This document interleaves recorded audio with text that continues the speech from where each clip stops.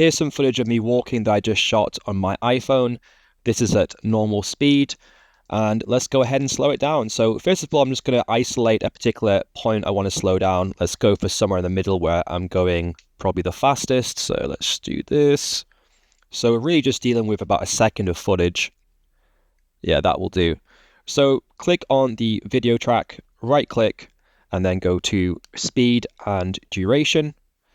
Then go on time interpolation. This is really important. By default, it's frame sampling, meaning that when you stretch it out, it just creates a lower frame rate, not really what we want. You want to go on optical flow and then adjust the speed. So for this, I want to make it about a third of the speed. So let's go for about 33%. You can see the new duration is around 2 and a bit seconds. So let's go ahead and click OK.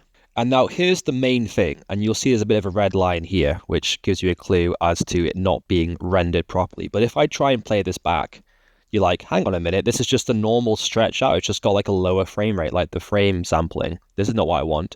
Well, it actually is doing the effect. It just hasn't rendered it out on preview. To do this, you have to go to Sequence, Render, In to Out.